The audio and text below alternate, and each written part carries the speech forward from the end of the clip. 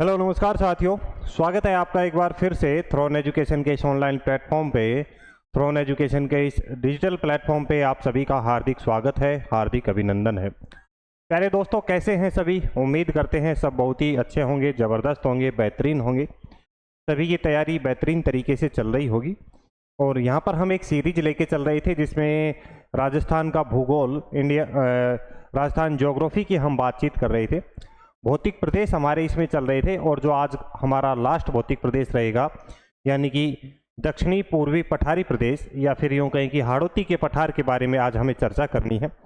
Last क्लासों में हमने राजस्थान के जो शेष 3 भौतिक प्रदेश थे, जिसमें पश्चिम के मरुस्थलीय प्रदेश की हमने बातचीत करी, अरावली पर्वत श्रृंखला के बारे में हमने देखा, दक्षिणी पूर्वी मैदानी प्रदेश के बारे में हमने पढ़ लिया है। और आज जो राजस्थान का चौथा भौतिक प्रदेश रहेगा, हाड़ौती के पठार के बारे में हम चर्चा करेंगे। जैसा कि आप सभी को पता है, लास्ट क्लास में जो हम डिस्कस कर रहे थे उसमें कुछ चीज़ें हमने देखी कि राजस्थान को मुख्य रूप से 4 भौतिक प्रदेशों में डिवाइड किया गया है। किसके अनुसार? प्रोफेसर डॉक्टर रामलोचन सिंह और हरिमोहन सक्सेना के अनुसार संपूर्ण राजस्थान को 4 भौतिक प्रदेशों में विभाजित किया जाता है। नंबर 1 पर अपना आता है पश्चिम का मरुस्थलीय प्रदेश, सेकंड नंबर पर अरावली, थर्ड नंबर पर पूर्वी मैदानी प्रदेश, और 4 नंबर पर हम बात करते हैं हाड़ौती के पठार की। ऊपर के जो 3 भौतिक प्रदेश हैं ये हम पढ़ चुके हैं। आज जो हमारी क्लास रहेगी, आज जो हम डिस्कस करेंगे, आज हम पढ़ने वाले हैं हाड़ौती के पठार के बारे में। किसके बारे में चर्चा करेंगे? हाड़ौती के पठार के बारे में हमें यहाँ पर चर्चा करनी है। चलिए, इस हाड़ौती के पठार की हम बात करें तो इस हाड़ौती के पठार की उत्पत्ति होती है क्रीटेशियस काल में, इसकी उत्पत्ति मानी जाती है। कौन से काल में? क्रीटेशियस काल में इसकी उत्पत्ति मानी जाती है। इसके पहले कुछ कॉमन पॉइंट हम देखेंगे।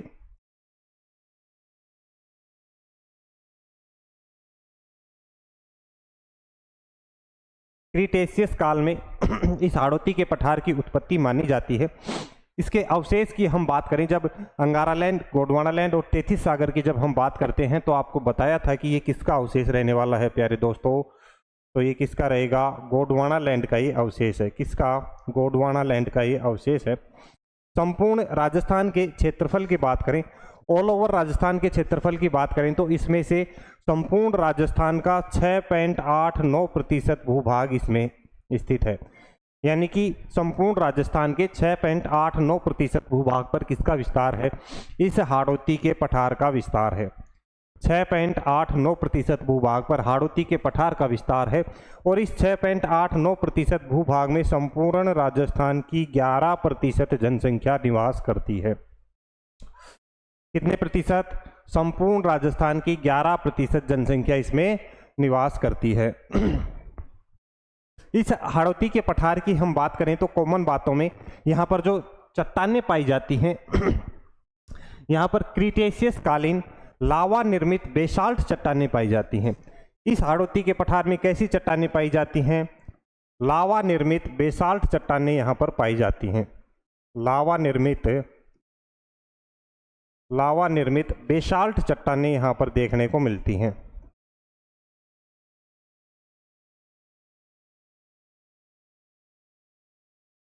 लावा निर्मित बेसाल्ट चट्टानें इस क्षेत्र में पाई जाती हैं। और इन लावा निर्मित बेसाल्ट चट्टानों में खनिजों की बात करें तो यहाँ पर बलुआ पत्थर और एल्यूमिनियम पाया जाता है। यहाँ पर क्या पाया जाएगा? इन बेसाल्ट चट्टानों में बलुआ पत्थर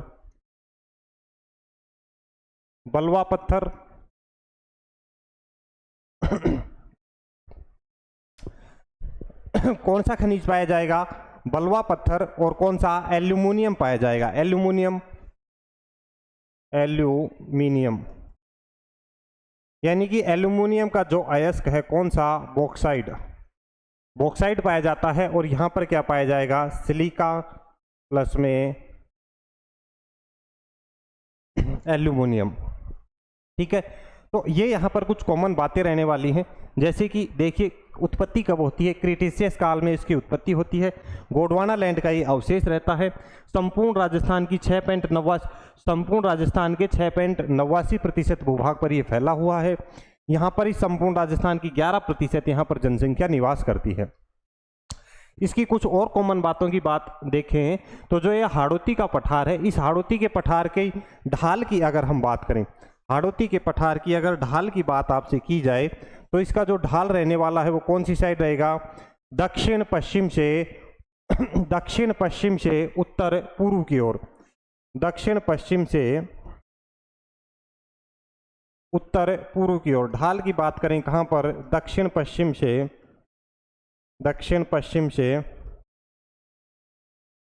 उत्तर पूर्व की तरफ इसका ढाल रहने वाला है। दक्षिण पश्चिम से उत्तर पूर्व की तरफ इसका ढाल रहने वाला है। राजस्थान के चारों भौतिक प्रदेशों में सबसे अधिक जलीय अपर्दन की समस्या से ग्रसित अगर कोई भौतिक प्रदेश है तो कौन सा रहेगा? हाड़ौती का पठार रहेगा। और इस हाड़ौती के पठार में भी सबसे अधिक जलीय अपर्दन से ग्रसित जो जिला रहेगा वो कौन सा रहेगा? कोटा जिला रहने वाला है। कौन सा जिला रहेगा? कोटा जिला यहाँ पर रहने वाला है। तो ये तो हाड़ौती के पठार की ऑल ओवर कुछ कॉमन बातें रहती हैं। उसके बाद में फिर हम हाड़ौती के पठार का वर्गीकरण पढ़ते हैं। इस हाड़ौती के पठार का वर्गीकरण किया जाता है दो भागों में। कितने भागों में? दो भागों में। कौन कौन से दो भागों में किया जाएगा? एक तो कर दिया जाता है विंध्यन कगार क्षेत्र, एक तो कौन सा? विंध्यन कगार क्षेत्र, और दूसरा कौन सा आता है? दक्कन का पठार। इस विंध्यन कगार क्षेत्र की हम बात करेंगे तो कोटा, बूंदी और बारा में इसका विस्तार रहता है।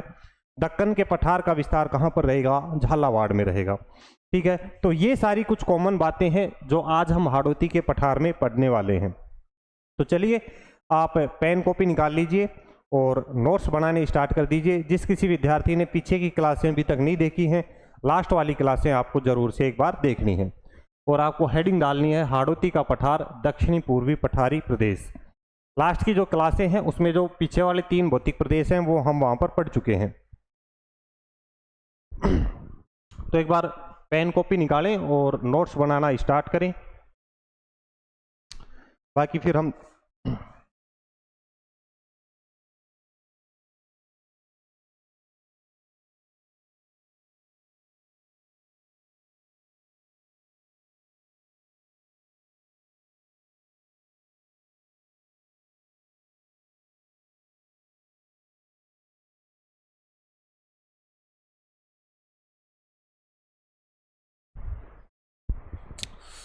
चलिए हेडिंग डालनी है दक्षिणी पूर्वी पठारी प्रदेश या हाड़ौती का पठार। दक्षिणी पूर्वी पठारी प्रदेश या हाड़ौती का पठार। अब ये जो पॉइंट हमने यहाँ पर देखे एक एक को हम डिस्कस करते हैं। सबसे पहले इस हाड़ौती के पठार में हम देखेंगे कि एक क्वेश्चन पूछा जाता है कि हाड़ौती के पठार की उत्पत्ति कब होती है।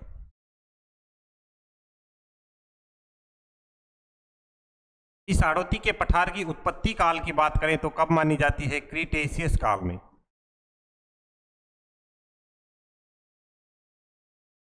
क्रीटेशियस काल में इस हाड़ौती के पठार की उत्पत्ति मानी जाती है। उसके बाद में जो सेकंड पॉइंट हमने देखा कि ये अवशेष किसका रहता है, तो अवशेष किसका बताया? गोंडवाना लैंड का। अवशेष किस भूखंड का रहेगा? गोंडवाना लैंड का।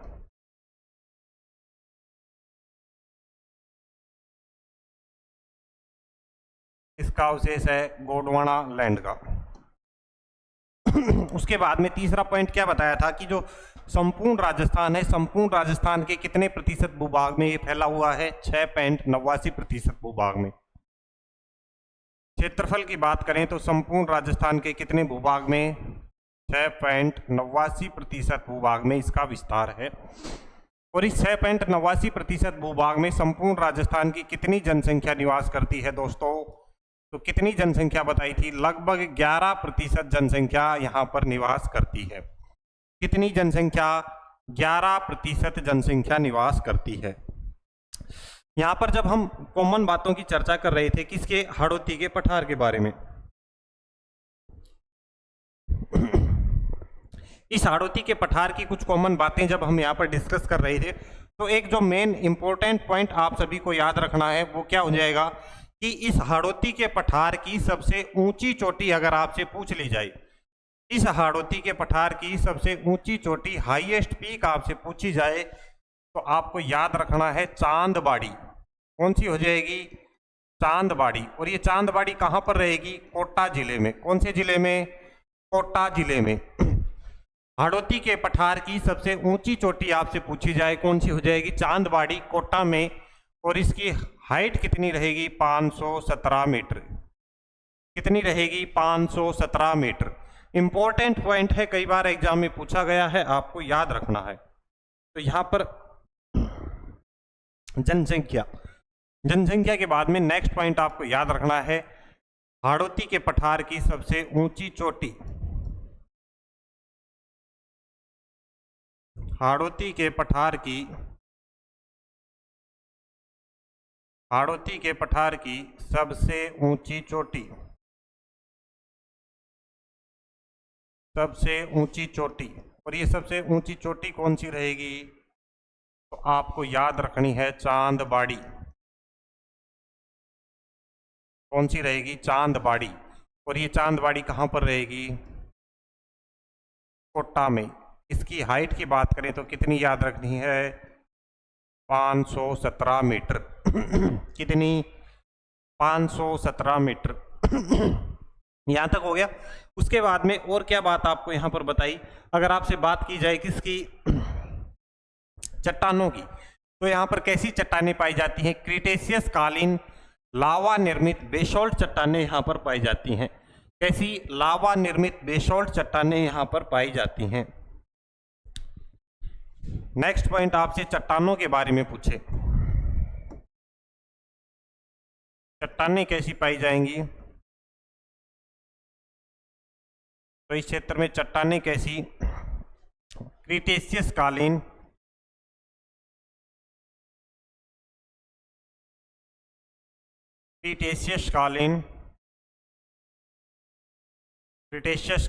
लावा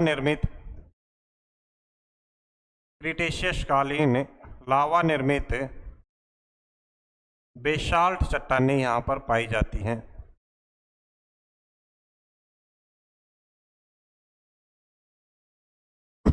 कैसी चट्टानें? क्रीटेशियस कालीन लावा निर्मित बेसाल्ट चट्टानें यहां पर पाई जाती हैं। और एक पॉइंट नोट डाल के आपको याद रखना है कि इस बेसाल्ट चट्टानों में कौन से खनिज पाए जाते हैं? बेसाल्ट चट्टानों में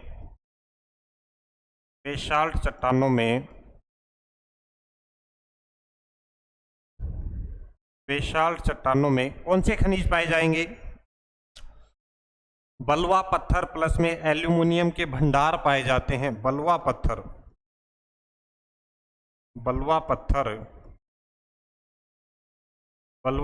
प्लस में एल्यूमिनियम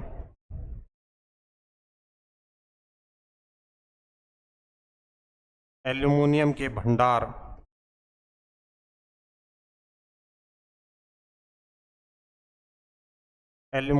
भंडार पाए जाते हैं।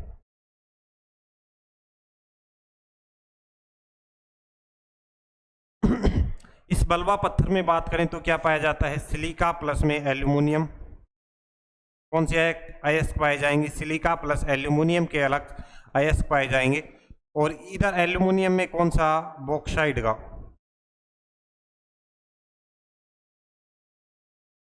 इधर कौन सा? बॉक्साइड का अयस्क इसमें पाया जाता है। ठीक है, तो यहां तक ये कुछ कॉमन बातें नोट करो। उसके बाद में यहां पर मृदा की बात करें, इस हाड़ौती के पठार में कैसी मृदा पाई जाएगी? तो लावा निर्मित काली मृदा इस क्षेत्र में पाई जाती है। कैसी मृदा? लावा निर्मित काली मृदा यहां पर पाई जाती है।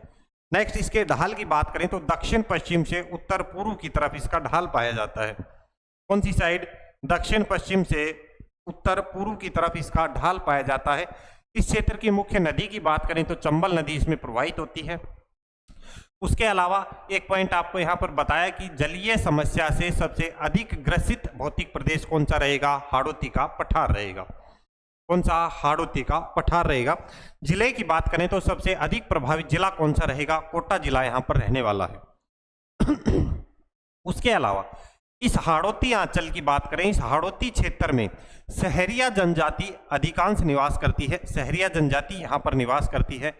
और इस हाड़ौती क्षेत्र का सबसे बड़ा मेला लगता है सीताबाड़ी मेला। कौन सा? हाड़ौती अंचल का सबसे बड़ा मेला लगता है सीताबाड़ी मेला, जो कि 12 में लगता है। और इसे सहरिया जनजाति का सहरिया जनजाति का कुंभ कहते हैं।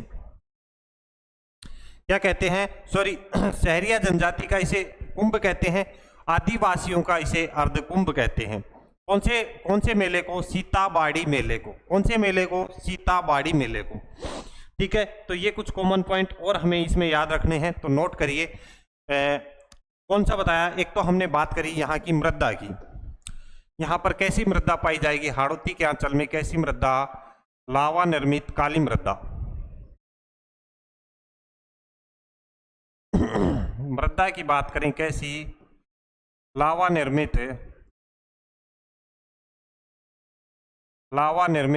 काली मृदा। कैसी मृदा? लावा निर्मित काली मृदा इस क्षेत्र में पाई जाती है। इस क्षेत्र की यहाँ की मुख्य नदी की बात करें,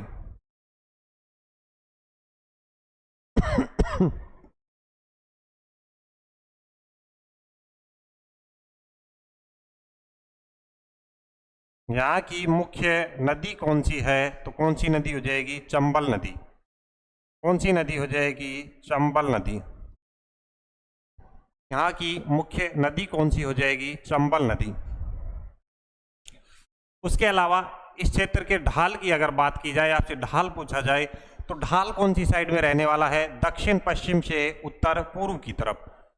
ढाल कहां पर रहेगा? दक्षिण पश्चिम से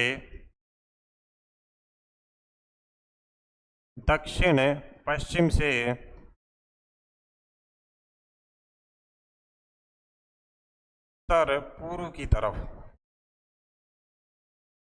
दक्षिण पश्चिम से उत्तर पूर्व की तरफ इस क्षेत्र में ढाल रहने वाला है। उसके अलावा इस हाड़ौती अंचल में और क्या बातें बताई कि जो जलीय अपरदन की समस्या से सबसे अधिक ग्रसित क्षेत्र या भौतिक प्रदेश कौन सा रहेगा? हाड़ौती का पठार या दक्षिणी पूर्वी पठारी प्रदेश।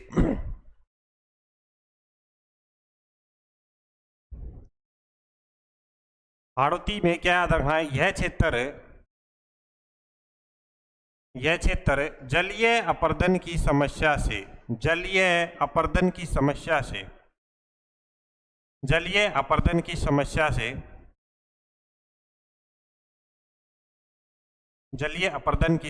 से सबसे अधिक प्रभावित क्षेत्र है।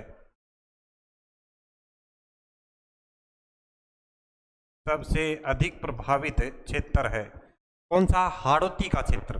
हाड़ौती क्षेत्र में कौन कौन से जिले आते हैं? मुख्य रूप से कोटा, बूंदी, बारा और झालावाड़। कौन से? कोटा, बूंदी, बारा और झालावाड़, 4 जिले मुख्य रूप से आते हैं। जलीय अपरदन की समस्या से सबसे अधिक प्रभावित क्षेत्र है जलीय अपरदन की समस्या से।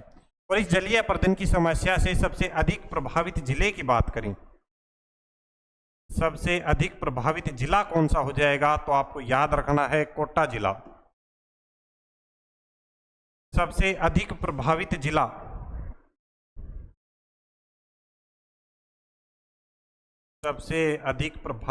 जिला जलीय अपरदन की समस्या से सबसे अधिक प्रभावित जिला कौन सा हो जाएगा? तो ये आपको याद रखना है कोटा जिला।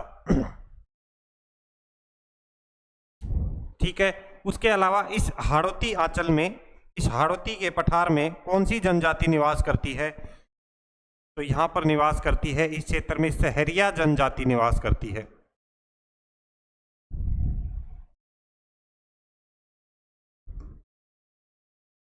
इस क्षेत्र में एक जनजाति है, कौन सी? सहरिया जनजाति। इस क्षेत्र में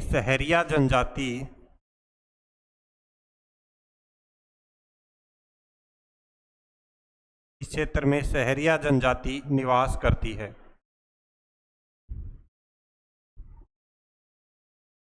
सहरिया जनजाति निवास करती है। कौन सी जनजाति निवास करती है? सहरिया जनजाति इस क्षेत्र में निवास करती है। और इस सहरिया जनजाति की हम बात क्यों कर रहे हैं?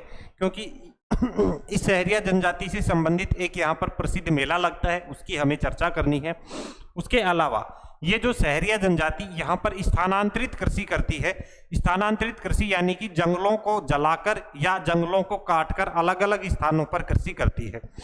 यानी कि 2, 3, 4 साल तक एक जगह पर कृषि करेगी, उसके बाद जंगलों को नष्ट करके वहां पर कृषि करेगी, फिर जंगलों को नष्ट किया 3-4 साल वहां पर कृषि करी, फिर यहाँ पे आगे बढ़ जाती है। इस तरीके से ये शहरिया जनजाति इस क्षेत्र में कृषि करती है। ठीक है, तो जो ये शहरिया जनजाति यहाँ पर स्थानांतरित कृषि करती है, ये स्थानांतरित कृषि क्या कहलाएगी? ये स्थानांतरित कृषि वात्रा कहलाती है। शहरिया जनजाति द्वारा की जाने वाली स्थानांतरित कृषि, शहरिया जनजाति द्वारा की जाने वाली स्थानांतरित कृषि क्या कहलाती है? वात्रा कहलाती है।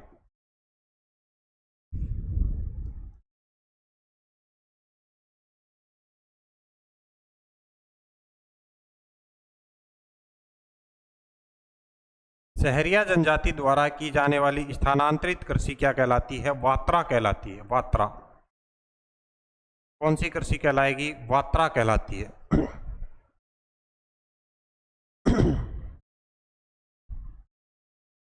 ठीक है, यहां तक हो गई चीजें। उसके बाद में इस हाड़ौती आंचल में, इस हाड़ौती क्षेत्र में एक प्रसिद्ध मेला लगता है। कौन सा? सीताबाड़ी मेला। कौन सा मेला? सीताबाड़ी मेला। कहां पर लगता है? बारां जिले में। कहां पर लगता है? बारां जिले में सीताबाड़ी मेला।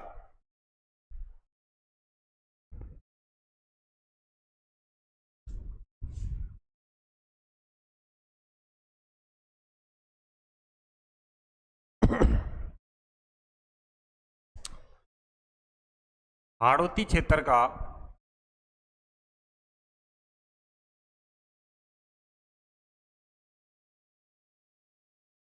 हाड़ौती क्षेत्र का हाड़ौती क्षेत्र का सबसे बड़ा मेला कौन सा है? सबसे बड़ा मेला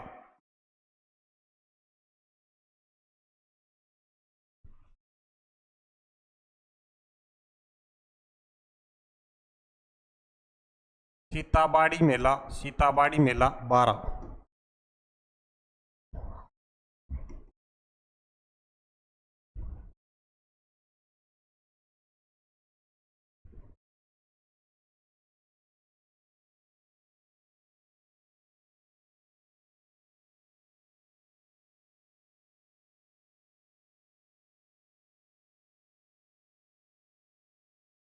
सीताबाड़ी मेला और कहां पर लगता है? बारां में। हाड़ौती अंचल का सबसे बड़ा मेला कौन सा हो जाएगा? सीताबाड़ी मेला बारां में। इस सीताबाड़ी मेले को हम किसकी बात कर रहे हैं? सीताबाड़ी मेला बारां। सीताबाड़ी मेला बारां। इस सीताबाड़ी मेले को शहरिया जनजाति का कुंभ कहते हैं। क्या कहते हैं? शहरिया जनजाति का कुंभ। शहरिया जनजाति का शहरिया जनजाति का कुंभ कहते हैं, और आदिवासियों का इसे अर्धकुंभ कहते हैं।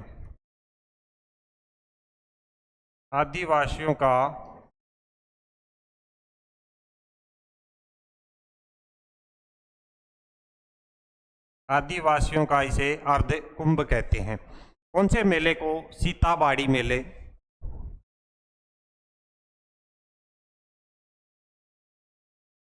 कौन से मेले को? सीताबाड़ी मेले को। तो यहां तक हमने क्या देखी? हाड़ौती के पठार की कॉमन बातें देखी। ऑल ओवर हाड़ौती के पठार की यहां पर हमने चर्चा करी। इसके बाद में हाड़ौती के पठार का वर्गीकरण किया जाता है दो भागों में। एक साइड में तो आता है विंध्यन कगार क्षेत्र, और दूसरे साइड में आता है कौन सा? दक्कन का पठार। विंध्यन कगार क्षेत्र की बात करें, इसका विस्तार कोटा बूंदी बारां में रहता है, और दक्कन के पठार की बात करें तो ये रहता है झालावाड़ में। ठीक है, तो आगे हम चर्चा करेंगे हाड़ौती के पठार की वर्गीकरण की। उससे पहले एक बार दोबारा से देखिए कॉमन बातों में क्या देखी। ऑल ओवर हाड़ौती की बात करें तो इस ऑल ओवर हाड़ौती की उत्पत्ति क्रिटेशियस काल में होती है। अवशेष तैतीस सागर का है ये। उसके अलावा इसका क्षेत्रफल 6.89% है। 11% जनसंख्या यहाँ पर निवास करती है संपूर्ण राजस्थान की। सबसे ऊंची चोटी की बात करें तो चांदबाड़ी जो कि कोटा में स्थित है, कितनी? 517 मीटर ऊंची। यहाँ पर चट्टानों की बात करें तो क्रिटेशियस कालीन लावा निर्मित बेसाल्ट चट्टानें यहाँ पर पाई जाती हैं। बेसाल्ट चट्टानों में खनिजों की बात करें तो बलवा पत्थर और किसके? एल्यूमिनियम के भंडार इस क्षेत्र में पाए जाते हैं। इन चट्टानों में ये खनिज पाए जाते हैं।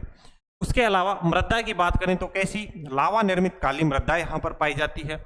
मुख्य नदी चंबल नदी है। ढाल की बात करें दक्षिण पश्चिम से उत्तर पूर्व की ओर इसका ढाल रहता है। यहाँ पर जलीय अपरदन की समस्या से सबसे अधिक प्रभावित जो भौतिक प्रदेश रहेगा कौन सा रहेगा, हाड़ौती का पठार। सबसे अधिक प्रभावित जिले की बात करें तो कौन सा, कोटा जिला रहने वाला है। इस क्षेत्र में सहरिया जनजाति निवास करती है और इस सहरिया जनजाति द्वारा जो स्थानांतरित कृषि की जाती है वो स्थानांतरित कृषि क्या कहलाती है, वात्रा कहलाती है। क्या कहलाती है ये स्थानांतरित कृषि, वात्रा कहलाती है। ठीक है। उसके अलावा यहाँ पर एक मेला लगता है सीताबाड़ी मेला। कहाँ पर, बारां जिले में ये लगता है। जो ये सीताबाड़ी मेला है इस हाड़ौती क्षेत्र का सबसे बड़ा मेला है। इस सीताबाड़ी मेले को सहरिया जनजाति का कुंभ कहते हैं और आदिवासियों का इसे अर्ध कुंभ कहा जाता है। यहाँ तक ऑल ओवर इसकी हाड़ौती के पठार की कॉमन बातें हमने देखी। अब आगे चल के इस हाड़ौती के पठार का वर्गीकरण किया जाता है। आगे हम क्या देखते हैं, हाड़ौती के पठार का वर्गीकरण।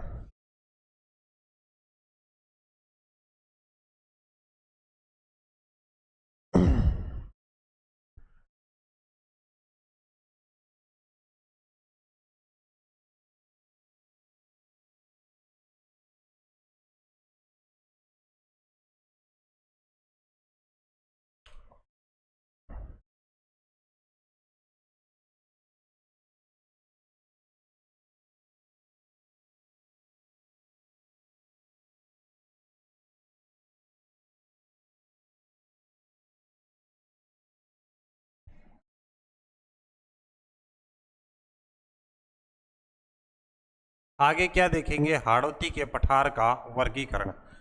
इस हाड़ौती के पठार का वर्गीकरण किया जाता है दो भागों में। कितने भागों में, दो भागों में। एक साइड में तो हम बताते हैं विंध्यन कगार क्षेत्र को, विंध्यन कगार क्षेत्र। एक साइड में तो क्या हो जाएगा, विंध्यन कगार क्षेत्र। और दूसरी साइड में हम बात करें तो कौन सा आएगा, दक्कन का पठार। कौन सा, दक्कन का पठार। दूसरी साइड में क्या जाएगा, दक्कन का पठार। इस विंध्यन कगार क्षेत्र के विस्तार की बात करें तो मुख्य रूप से इसका विस्तार रहता है कोटा, बूंदी, बारां में। इसका विस्तार कहां पर रहता है, कोटा, बूंदी, बारां में।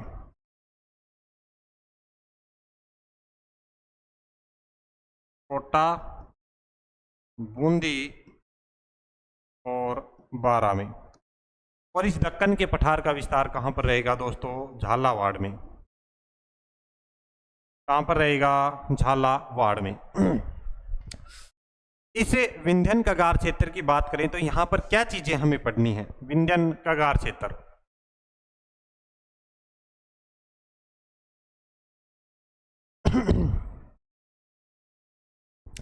इस विंध्यन कगार क्षेत्र में मुख्य रूप से हमें पढ़नी होती हैं अर्धचंद्राकार पहाड़ियां। यहां पर हमें क्या पढ़ना होता है, अर्धचंद्राकार पहाड़ियां, अर्ध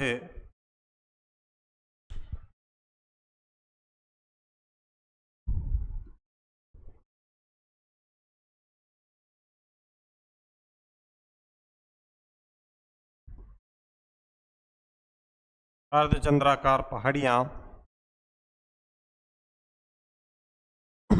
एक नंबर पर अर्धचंद्राकार पहाड़ियां। दूसरा नदी निर्मित मैदान,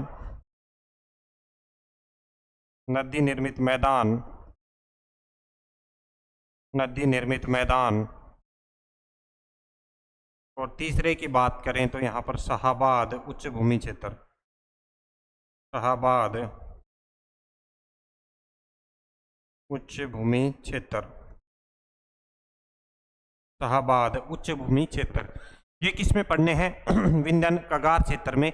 और इधर हम दक्कन के पठार में बात करें तो यहाँ पर झालावाड़ का पठार या दक्कन का पठार, झालावाड़ का पठार। और दूसरा क्या पढ़ना होता है, डग गंगधर क्षेत्र,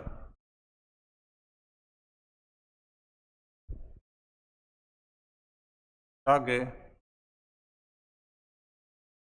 गंगधर क्षेत्र। दूसरा हमें क्या पढ़ना है, डग गंगधर क्षेत्र, डग गंगधर क्षेत्र।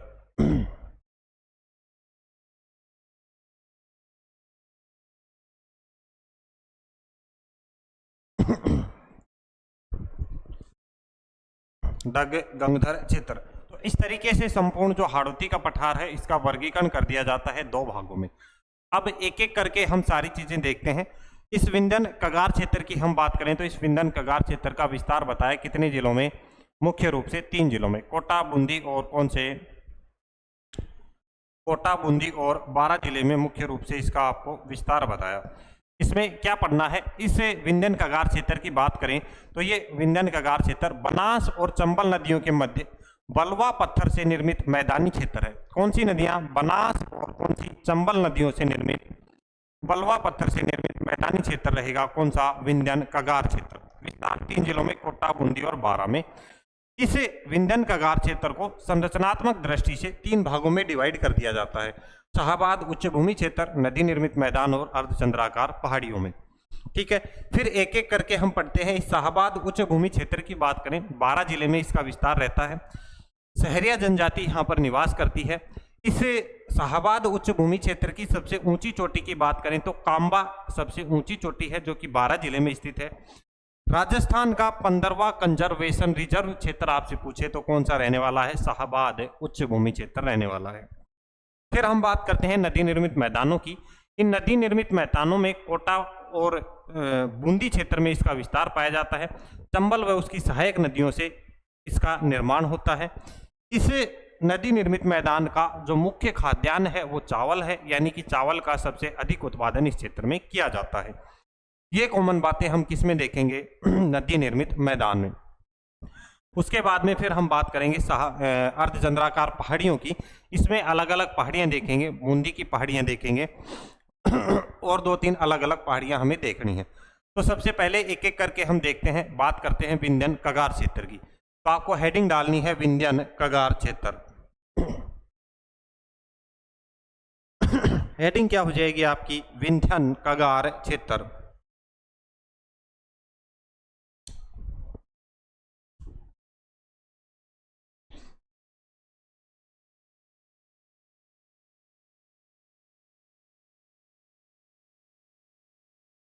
विंध्यन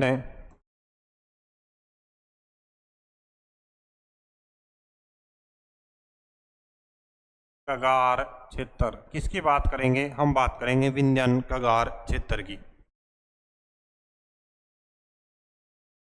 हेडिंग डालनी है विंध्यन कगार क्षेत्र।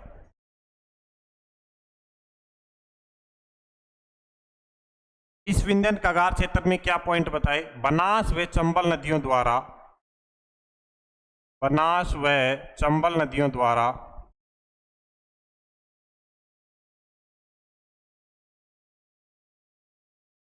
बनास व चंबल नदियों द्वारा, या बनास व चंबल नदियों के मध्य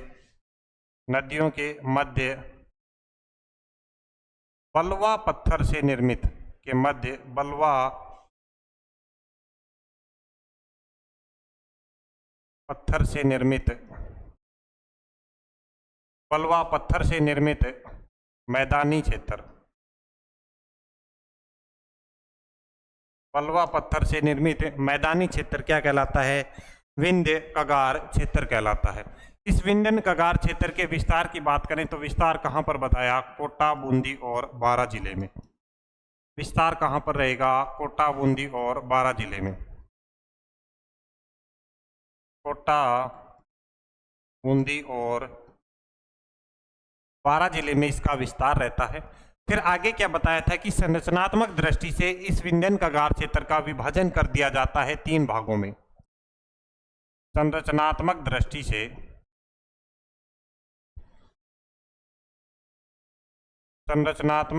से विंध्यन कगार क्षेत्र का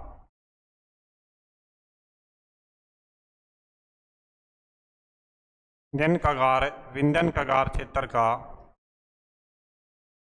कगार क्षेत्र का विभाजन 3 भागों में कर दिया जाता है।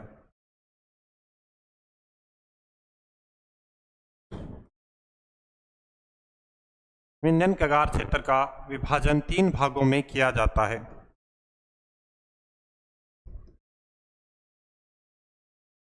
तीन भागों में इसका विभाजन कर देते हैं और ये 3 भाग कौन कौन से हो जाएंगे, यहां पर हम देखेंगे। नंबर 1 पर हम बात करेंगे पार्ट ए की बात करेंगे। कौन सा? शाहाबाद उच्च भूमि क्षेत्र। नंबर 1 पर कौन सा आ जाएगा? शाहाबाद उच्च भूमि। शाहाबाद उच्च भूमि।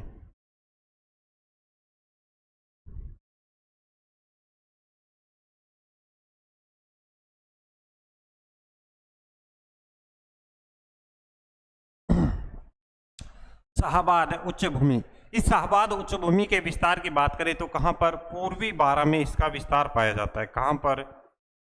पूर्वी बारां में। शाहाबाद उच्च भूमि का विस्तार पूर्वी बारां में पाया जाता है। यहां पर सहरिया जनजाति निवास करती है। कौन सी? सहरिया जनजाति निवास करती है।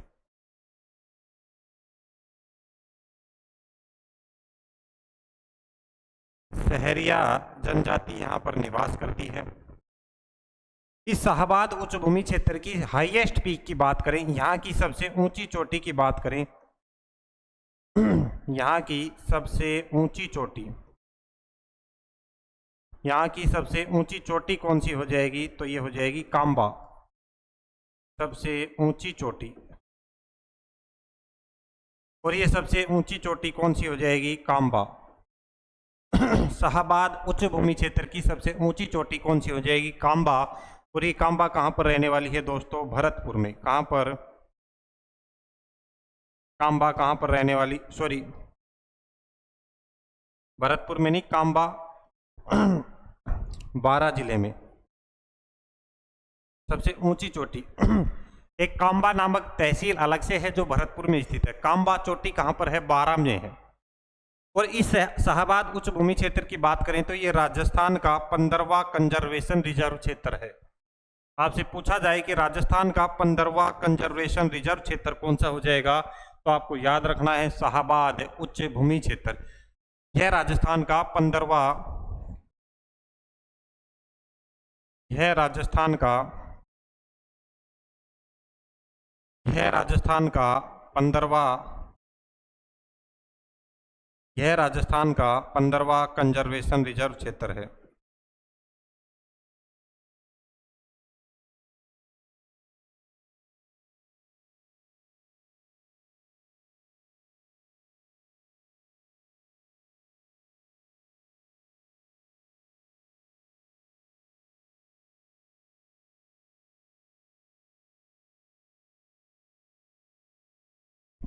तो ये 3-4 पॉइंट याद रखने हैं किसमें? शाहाबाद उच्च भूमि क्षेत्र में।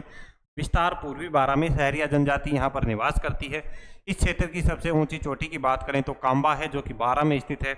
यह राजस्थान का 15वां कंजर्वेशन रिजर्व क्षेत्र है। ये पॉइंट याद रखने हैं किसमें? शाहाबाद उच्च भूमि क्षेत्र में।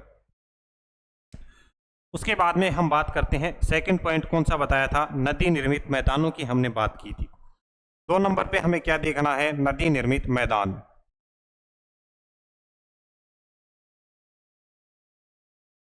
दो नंबर पर हम बात करेंगे नदी निर्मित मैदान की।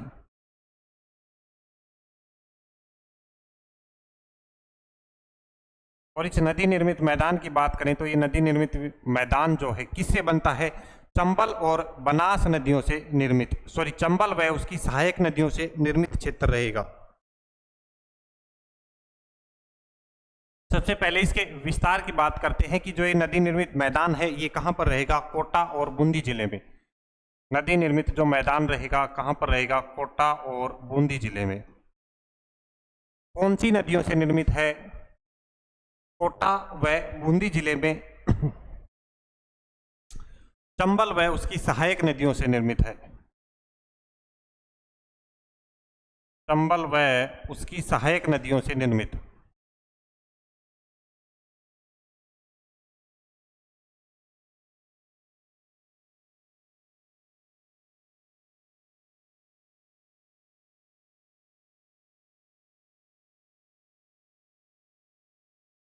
चंबल व उसकी सहायक नदियों से निर्मित मैदान रहेगा नदी निर्मित मैदान। और इस नदी निर्मित मैदान में जो सबसे अधिक उत्पादन किया जाता है, चावल का उत्पादन किया जाता है।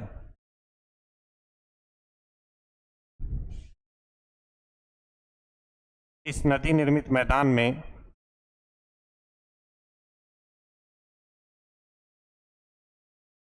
इस नदी निर्मित मैदान में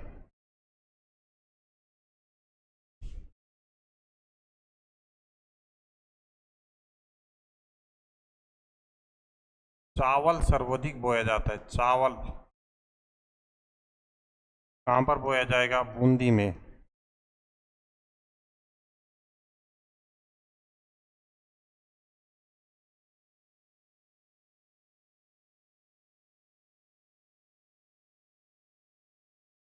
सर्वाधिक बोया जाता है।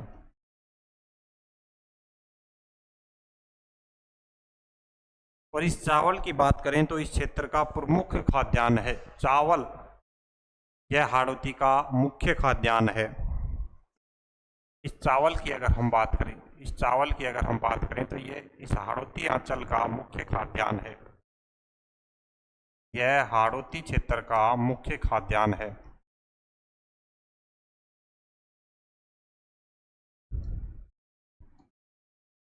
यह हाड़ौती क्षेत्र का मुख्य खाद्यान्न है। यह हाड़ौती क्षेत्र का मुख्य खाद्यान्न है। कौन सा है? चावल।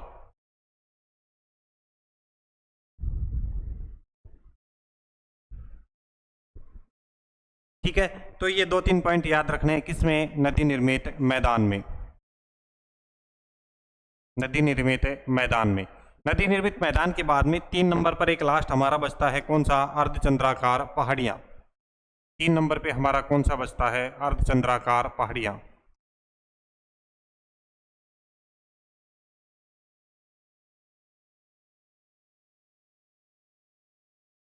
अर्धचंद्राकार पहाड़ियां।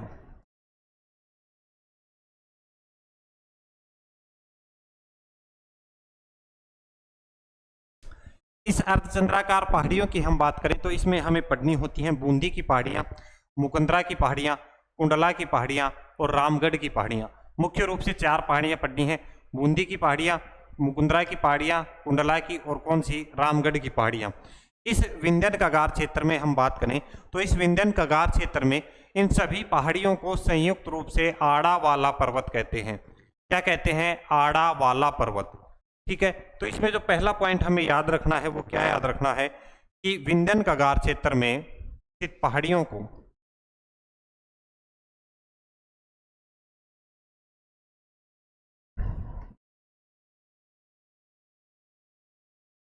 विंध्यन कगार क्षेत्र में विंध्यन कगार क्षेत्र में स्थित पहाड़ियों को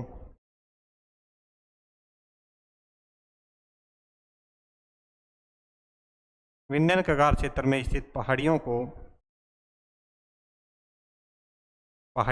संयुक्त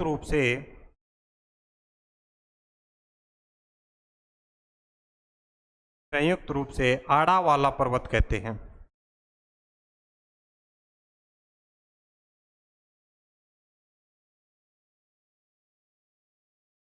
संयुक्त रूप से इन्हें क्या कहेंगे? आड़ा वाला पर्वत।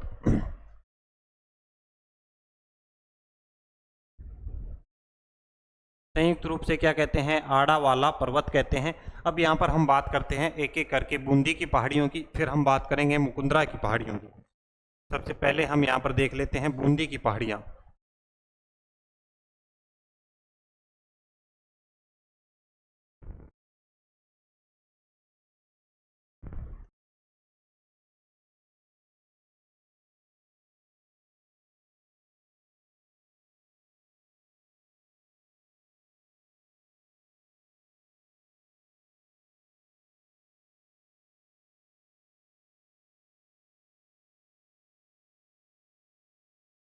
बूंदी की पहाड़ियाँ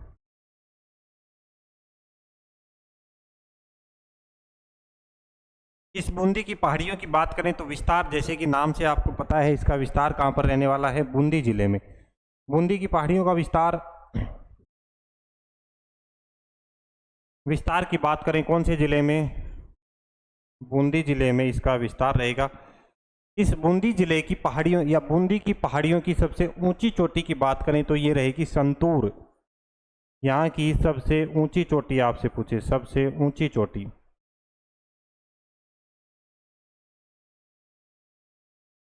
यहाँ की सबसे ऊंची चोटी आपसे पूछे कौन सी रहेगी, तो ये सबसे ऊंची चोटी रहेगी संतूर। संतूर चोटी कौन से जिले में रहेगी, बूंदी जिले में। संतूर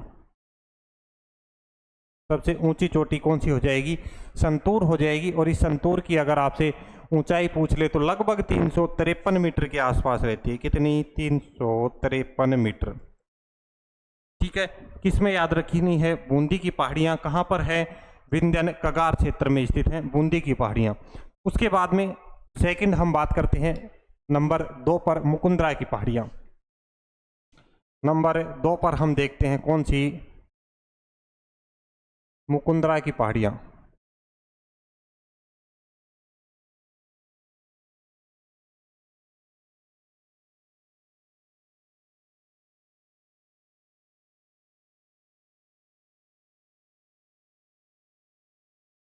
नंबर 2 पर हम बात करेंगे मुकुंदरा की पहाड़ियां। और ये मुकुंदरा की जो पहाड़ियां हैं कहां पर स्थित रहेंगी, कोटा और झालावाड़ में। कहां पर, कोटा और झालावाड़ में।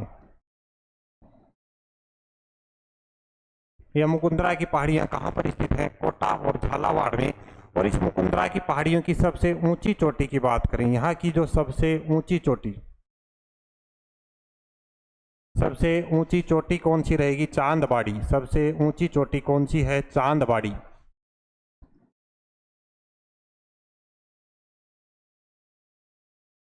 चांदबाड़ी कौन से जिले में, कोटा जिले में स्थित है। और इस चांदबाड़ी की स्टार्टिंग में आपको ऊंचाई बताई थी, कितनी ऊंचाई है, 517 मीटर ऊंची है। कितनी है, 517 मीटर इसकी ऊंचाई रहेगी। ठीक है, इस चांदबाड़ी की क्या खास विशेषता बताई कि हाड़ौती के पठार की सबसे ऊंची चोटी आपसे पूछे तो कौन सी रहेगी, चांदबाड़ी। दोबारा से एक पॉइंट नोट डाल के यहां पर लिखो, दोबारा से नोट डाल के एक पॉइंट लिखना है कि चांदबाड़ी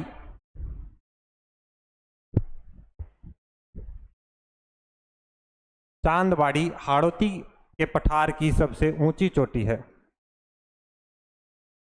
चांदबाड़ी हाड़ौती के पठार की, हाड़ौती के पठार की सबसे ऊंची चोटी है।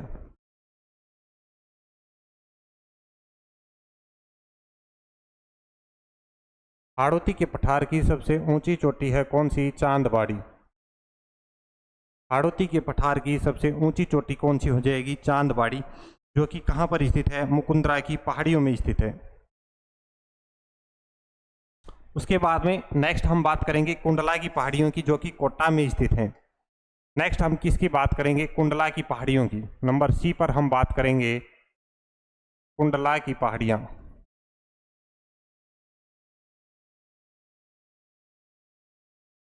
ये कुंडला की पहाड़ियां क्या हैं, तो कोटा में कुंडल के आकार की, कोटा में कुंडल के आकार की गोलाकार पहाड़ियां क्या कहलाती हैं, कुंडला की पहाड़ियां कहलाती हैं। कोटा में स्थित, कोटा में स्थित कुंडल के आकार की, कोटा में स्थित कुंडल के आकार की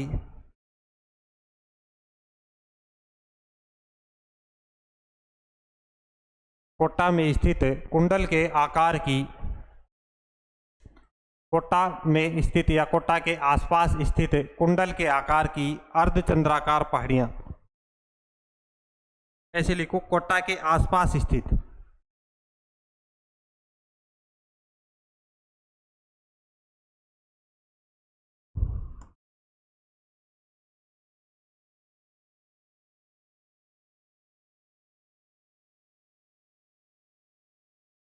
कोटा के आसपास स्थित कुंडल के आकार की अर्धचंद्राकार पहाड़ियां।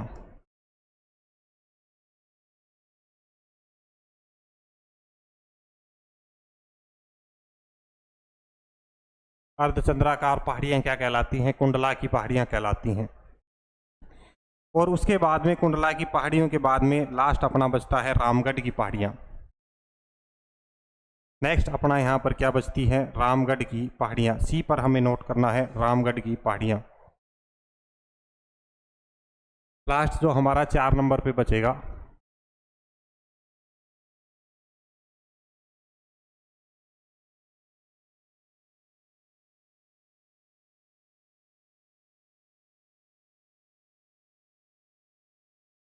रामगढ़ की पहाड़ियाँ, और इन रामगढ़ की पहाड़ियों की बात करें तो ये रामगढ़ की पहाड़ियाँ कहाँ पर स्थित हैं? बूंदी जिले में।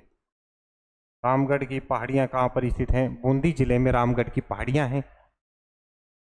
इन रामगढ़ की पहाड़ियों की बात करें तो ये कैसी पहाड़ियाँ हैं? गोलाकार या अर्धचंद्राकार पहाड़ियाँ हैं। कैसी पहाड़ियाँ हैं? गोलाकार या अर्धचंद्राकार पहाड़ियाँ हैं।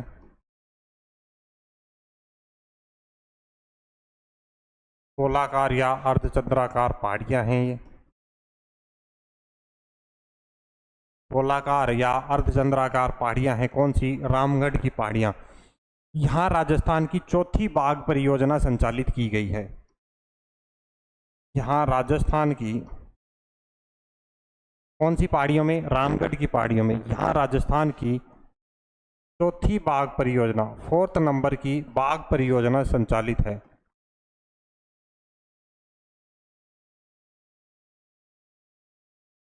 बाघ परियोजना संचालित है। और ये 4 नंबर की बाघ परियोजना कौन सी है? ये 4 नंबर की जो चौथे नंबर की बाघ परियोजना है कौन सी? Ramgarh Vishdhari tiger reserve. राजस्थान की चौथी बाघ परियोजना कौन सी है? रामगढ़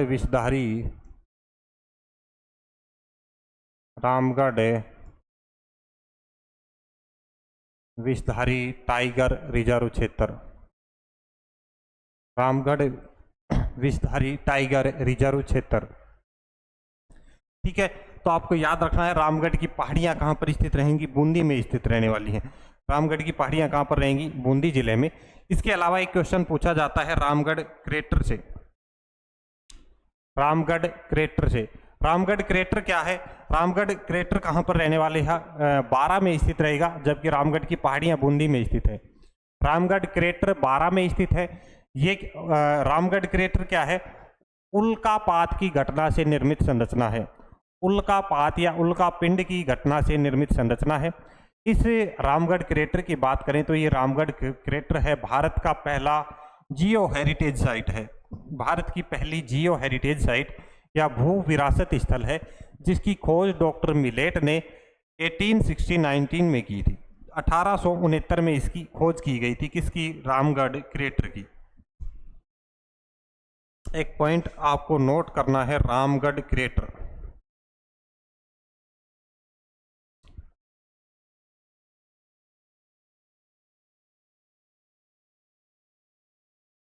रामगढ़ क्रेटर, ये रामगढ़ क्रेटर कहाँ पर है? 12 जिले में। कहाँ पर है? रामगढ़ क्रेटर 12 में स्थित है। रामगढ़ क्रेटर क्या है? उल्कापात की घटना से निर्मित संरचना। उल्कापात की संरचना से, उल्कापात की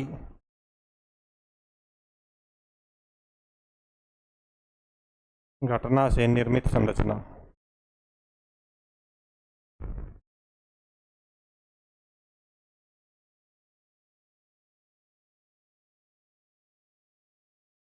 उल्कापात की घटना से निर्मित संरचना है रामगढ़ क्रेटर। और यह रामगढ़ क्रेटर की बात करें तो भारत का पहला जियो हेरिटेज स्थल है। यह भारत का पहला जियो हेरिटेज स्थल है।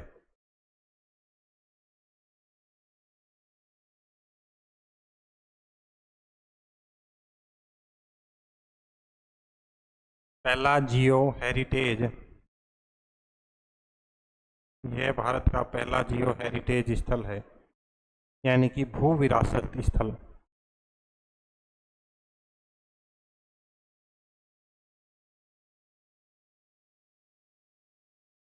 यानी कि पर्यटन की दृष्टि से यह भारत का पहला जियो हेरिटेज स्थल है। इसकी दृष्टि से, पर्यटन की दृष्टि से, पर्यटन की दृष्टि से पहला जियो हेरिटेज क्षेत्र कौन सा हो जाएगा? रामगढ़ क्रेटर 12, जो कि उल्कापात की घटना से निर्मित है। तो यहाँ पर अपनी जो चीज़ें हैं वो खत्म होती हैं किसकी? विंध्यन कगार क्षेत्र की। विंध्यन कगार क्षेत्र की जो चीज़ें हैं वो अपनी यहाँ पर कंप्लीट होती हैं। उसके बाद में हमारा एक लास्ट पॉइंट बचता है हाड़ौती के पठार में, दक्कन का पठार या झालावाड़ का पठार हम कहें, दक्कन का पठार और झालावाड़ का पठार, और क्या बचता है डग गंगधर क्षेत्र। इन दोनों के दो दो पॉइंट अपने को याद रखने हैं। दक्कन के पठार की हम बात करें तो दक्कन का पठार कहाँ पर स्थित रहने वाला है दोस्तों, झालावाड़ जिले में। नेक्स्ट हमारा यहाँ पर क्या बचता है, दक्कन का पठार। दक्कन का पठार, इस दक्कन के पठार को ही झालावाड़ का पठार भी कहते हैं। दक्कन का पठार विस्तार कहां पर रहेगा, दक्कन के पठार का झालावाड़ में।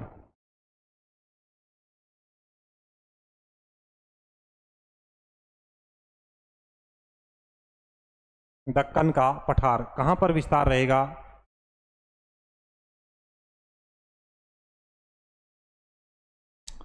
दक्कन का पठार कहां पर, हाड़ौती के पठार में, विंध्यन कगार क्षेत्र के दक्षिण में, झालावाड़ में स्थित पठारी क्षेत्र दक्कन का पठार कहलाता है। इस दक्कन के पठार को झालावाड़ के पठार के नाम से भी जाना जाता है, या झालावाड़ का पठार, या इसे हम क्या कहते हैं, झालावाड़ का पठार भी कहते हैं। और ये मालवा के पठार का प्रत्यक्ष, यह मालवा के पठार का प्रत्यक्ष एवं उत्तरी भाग है। यह मालवा के पठार का, यह मालवा के पठार का, मालवा के पठार का प्रत्यक्ष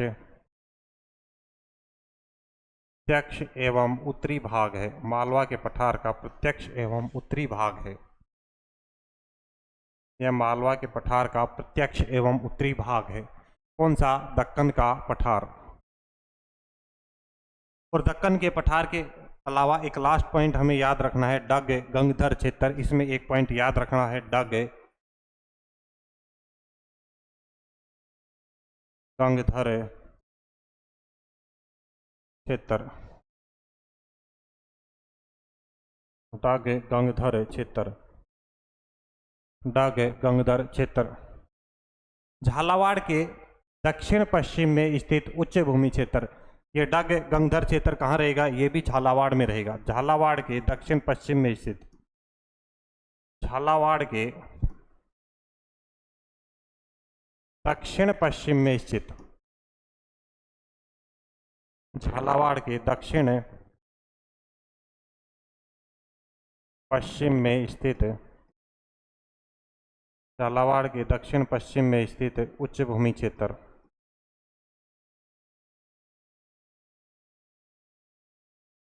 उच्च भूमि क्षेत्र, झालावाड़ के दक्षिण पश्चिम में स्थित उच्च भूमि क्षेत्र।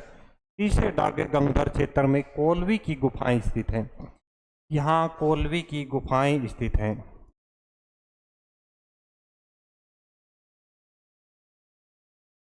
यहाँ कोलवी की गुफाएं स्थित हैं,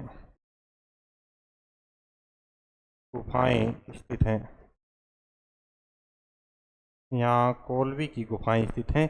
और बात करें इन कोलवी की गुफाओं की, तो ये कोलवी की गुफाएं किसके लिए प्रसिद्ध हैं, आपसे पूछ ले कि कोलवी की गुफाएं किसके लिए प्रसिद्ध हैं, तो ये बौद्धकालीन शैल चित्र हैं।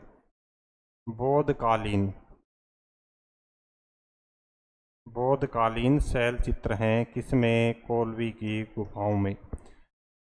बौद्धकालीन शैल चित्र हैं किसमें, कोलवी की गुफाओं में। तो यहाँ पर जो अपना